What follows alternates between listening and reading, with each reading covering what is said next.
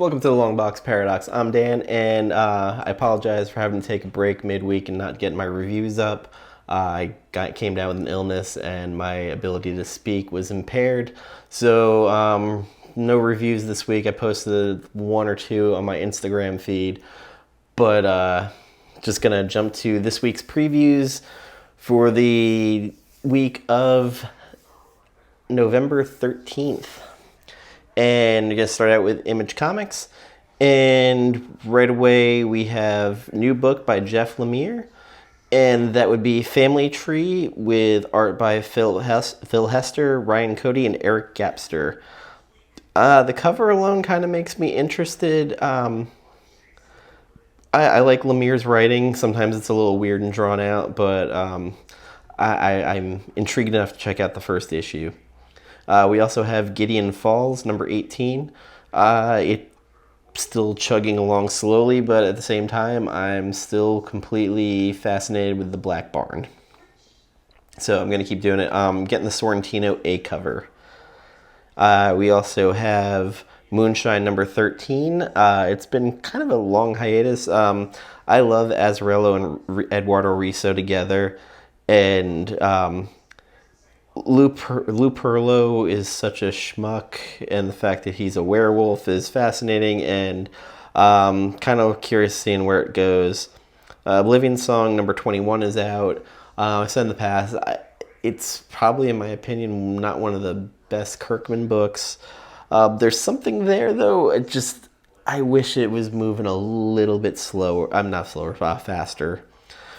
The Faceless People, though, have been kind of interesting.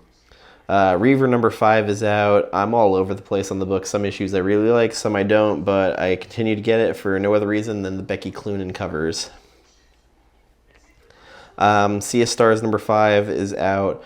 I pretty much off of this book. It's just not for me, I don't think. I've always had a problem with Dennis Hopeless Haslam's writing, and I feel like there's not enough Jason Aaron in it for me. And it's just not hooking me in.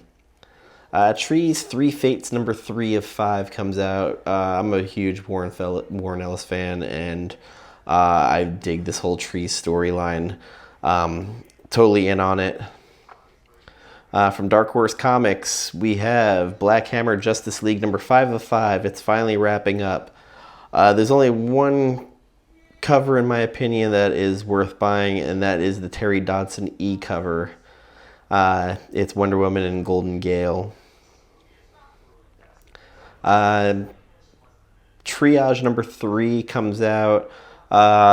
It's okay. I'm mainly picking this up because the B cover is by Tyler Boss, who did a lot of the covers for We Can Never Go Home. And there's something simplistic about it that I really like. IDW, other than the Usagi Yojimbo 35th anniversary number 6, that's pretty much the only thing I'll be picking up from that. Now something I'm gonna recommend, and it is a huge purchase. It's expensive, but you will not be disappointed. The Absolute Swamp Thing by Alan Moore hardcover volume 1 is out, and if you ever really want to know why people love Alan Moore, besides Watchmen, this run of his on Swamp Thing is one of the greatest stories. And it's weird to say it's a love story between a plant and a woman. It's fantastic. It is one of the better runs of any book ever. Totally worth the $99.99. You might be able to get it from, not Half Price Books, one of the discount graphic novel stores. There's a couple out there that you can look into that will give you, a nice little bite off of it. Totally worth buying and to have in your collection. Beautiful cover. You won't regret it. It literally is one of the best stories. And if you like Alan Moore and you haven't read it, do yourself a favor and just pick it up. And then we have Batman the Outsiders number 7. The acetates this week got a little bit better. Not much, but some of them are actually pretty good. The John Boy Myers one, I kind kind of like. I've actually kind of been gravitating towards John Boy's work lately. I kind of like it quite a bit.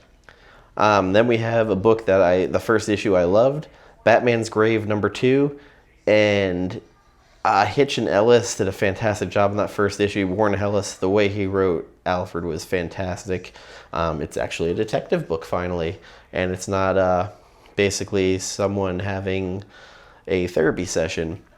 The B cover by Ji Hong Lee with Batman diving in the bat signal, it's beautiful. That's the one to pick up in my opinion. I like the Hitch cover, but that B is just way better. Catwoman #17. This has been a terrible read lately, but the acetate cover by David Finch is fantastic. I really like it. It's good, and it's kind of a take on the whole Catwoman Batman wedding cover. I forget what issue it was, maybe 49. Collapser #5 to 6 comes out. Another book that's kind of been all over the place. Some issues I really like, some not so much, but I'm going to keep up with it. Detective Comics 1015 Cardstock Variant Edition. It's Kenneth Rocafort. I like this one over the acetate, which is Paolo Pantalina, and I am not a fan of Mr. Pantalina's art. It just doesn't work for me. Nothing against it. It's just, there's something about it I just don't like. Dollhouse Family #1 comes out. The cardstock cover by Jay Anacleto, I really like. This is another one of the Joe Hill House imprint for Black Label. Curious to check out issue 1 and see what it's about. And then the book that it's going to reveal things, Vent Leviathan #6 of 6. They're going to reveal who Leviathan is. And this B cover by Brian Hitch is probably the one I'm going to go for. I'm not over the moon about either one. I kind of feel like I'm going to be disappointed no matter what. Whoever's revealed. Something kind of irritating me about it. I can't put my finger on it. Far Sector #1 of 12 comes out. It is another kind of Green Lantern title. Jamal Campbell with the art and cover art on the A, and the C cover is by Jamie McKelvey. Those, in my opinion, are the two that I want to pick up. This could have a little heat to it, and man, Jamal Campbell's art, he doesn't get enough run. He's fantastic. His art on Naomi is just beautiful. And this could be the new Green Lantern. This is a Young Animal title. So I feel like this is a kind of a spec. Just put it in your back pocket, pick it up just on a whim, and just kind of just tuck it away. Like I said, this could be another Naomi situation. Then we have Flash #82. The Year of the Villain variant is by Shirahama. I prefer this over the acetate. The acetate's not bad with Captain Cold. It's by Guillaume March, and I'm just not feeling it. It's not bad, it's just not calling to me. We have Gotham City Monsters #3 of 6. The cover artist for it is Philip Tan. The story is not too bad. I always liked the Frankenstein ever since the Seven Soldiers story a couple years ago by Grant Morrison. We also have Harley Quinn and Poison Ivy #3. It's okay. It's not great. It's not horrible. It's just there. The cardstock variants are of Harley and Ivy, and each one is by David Finch. I kind of prefer the Ivy one, but I'm not picking either of them up. I'm not a huge Harley fan. I do eventually read these digital, but I don't actually buy them in print. I don't know if this cover is going to have any heat to it, but as far as acetates go, the Hawkman #18 acetate, Year of the Villain cover with Hawkman the Infected on it by Tyler Kirkham is actually pretty damn good. Not sure if it's worth picking up Hawkman because Hawkman's not a great book. Justice League Odyssey number 15. Once again, Perillo knocks it out of the park on the variant, and it's a great Dark Side one. It's just beautiful. I wanted to pick up, I don't know really what, I collect Art Germ. RWBY number 2 of 7, the cardstock variant edition, is an Art Germ cover. And totally picking it up because it's just a great cover by Art Germ. And then we have Superman number 17. I pick up Adam Hughes variants, and it's Adam Hughes with Superman with Wonder Woman by Adam Hughes on the B variant. Then we have Tales from Dark Multiverse Blackest Night number 1. I'm kind of curious. Some of these Dark Multiverse minis have been okay. Not over the moon with it, but some of them have been decent. Moving on to Marvel Comics. Age of Conan Valeria number 4 comes out. It's not been great. And then Agents of Atlas number 5 comes out. Again, It's all right. It's nothing fantastic. Black Cat Annual number 1. It's J. Scott Campbell on the main cover, and kind of a take on the old Wedding issue. And it might be worth picking up. I'm kind of unsure, but it was one of the better J. Scott Campbell covers on it, and the B cover is Todd Knock, one of the nicest guys I have ever met in the con circuit.